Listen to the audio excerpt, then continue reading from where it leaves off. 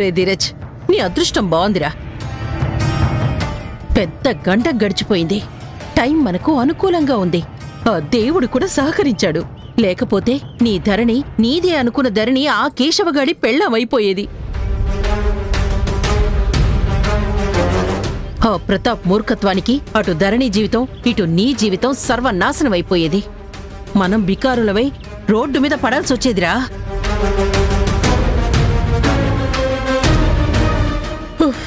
అసలు ఆ పెళ్లికి ముందు ఎంత టెన్షన్ పడిపోయాడో తెలుసా? ఆ కేశవగాడు ధరణిని ఎక్కడ పెళ్లి చేసుకుంటాడోనని భయపడి చచ్చాననుకో.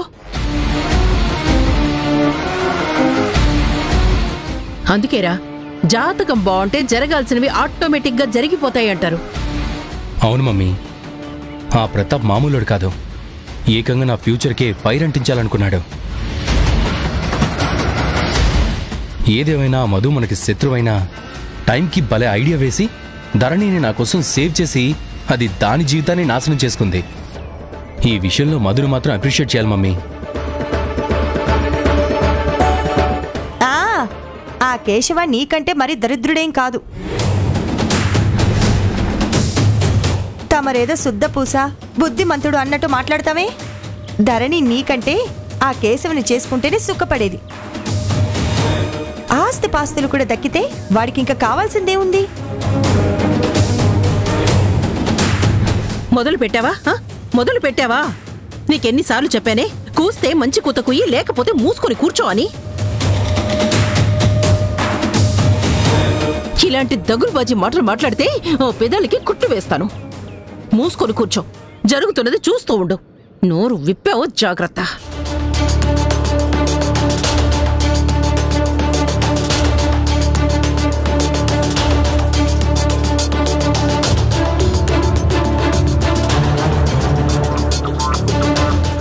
అరే ధీరజ్, ఇక నీ లైన్ క్లియర్ రా. మన లైఫ్ ఒడ్డున పడ్డట్టే, అడుక్కునే తిప్పలు తప్పినట్టే.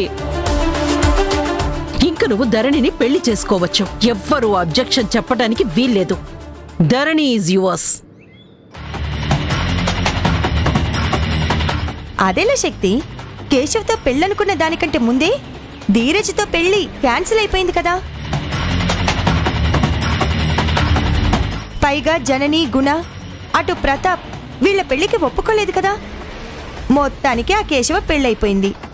అయినా ఆ ప్రతాప్ నీకు ఫేవర్గా లేడు కదా. జనని, గుణ ఊరుకుంటారా? ఖచ్చితంగా అడ్డుపడే తీరుతారు. ఇంకలాంటప్పుడు ధీరజ్కి, ధరణికి పెళ్ళయ్యే ఛాన్స్ ఎక్కడుంది చెప్పు? మీరు ఆశపడటమే కానీ నాకైతే అస్సలు నమ్మకమే లేదు. ఇప్పుడే కదా చెప్పాను. క్షణం కూడా మమ్మల్ని సమర్థిస్తూ మాట్లాడలేవా? నువ్వెప్పుడైనా మమ్మల్ని సపోర్ట్ చేసావా? చెప్తున్నాను విను. ఖచ్చితంగా ధరణి ధీరజ్ భార్య అయ్యి తీరుతుంది. నా కోడలు కావాల్సిందే, మరో ఛాన్సే లేదు. అంత కాన్ఫిడెంట్ గా ఎలా చెప్తావమ్మా? ఎలా అంటే, ఆ ధరణి ఫ్యూచర్ జీవితం అంతా మా చేతుల మీదే ఆధారపడుంది. అది మా గుప్పెట్లో చిక్కిన మిడతే. ఇక నుంచి మేము ఎస్ అంటే ఎస్, నో అంటే నో అని గంగిరెద్దుల తల ఆడించాల్సిందే. ఎందుకంటే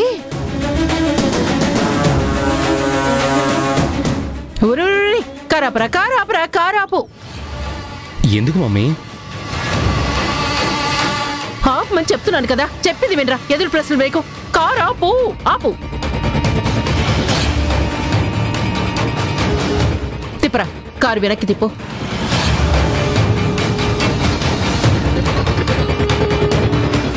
కారు తిప్పాలా? ఎందుకు మమ్మీ?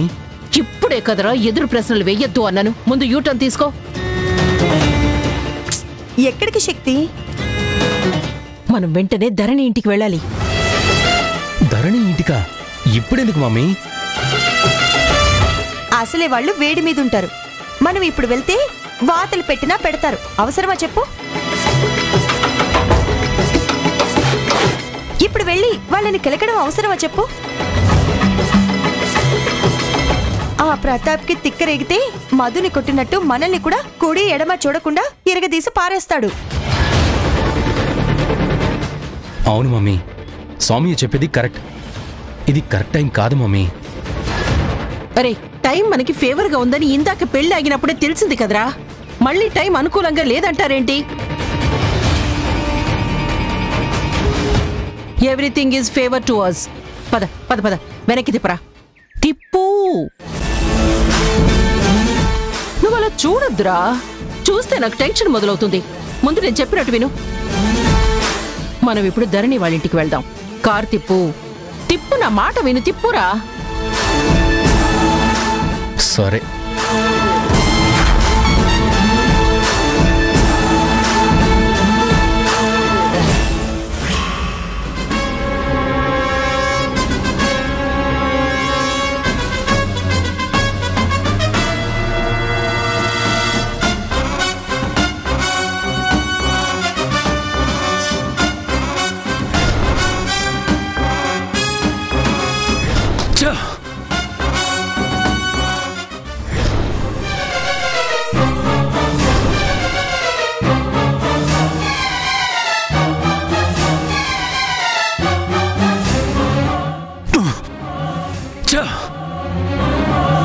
మధు నా భవిష్యత్తుని నాశనం చేసింది. నా కూతుర్ని నాకు కాకుండా చేసింది. ఈ పెళ్లి జరిగితే నా కూతురు నా కళ్ళ ముందుంటుంది. జీవితకాలం నా బుజ్జమ్మని చూస్తూ సంతోషంగా బ్రతకొచ్చు అనుకున్నాను. కానీ ఇప్పుడు ఆ మధు నా కూతుర్ని నాకు దూరం చేసింది. ఈ మధుని కూతురుగా యాక్సెప్ట్ చేసి దాన్ని కూడా కన్న కూతురులా చూసుకుందాం అనుకున్నాను. కాని అంతా నాశనం చేసింది. నమ్మించి మోసం చేసింది. తడిగుడ్డతో గొంతు కోసినట్టుగా చేసింది. దాన్ని నమ్మి నిండా మునిగాను. పెద్ద తప్పు చేశాను. ఛా!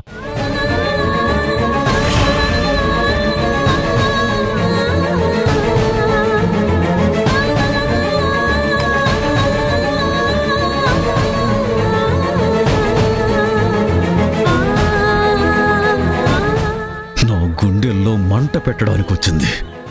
నా కొంపకి నిప్పంటించడానికి వచ్చింది. దాన్ని ఊరికి వదలకూడదు. నా ఆశల్ని నాశనం చేసిన ఆ మధు దాని బతుకు కూడా నాశనం చెయ్యాలి. దానికి నరకం చూపించాలి.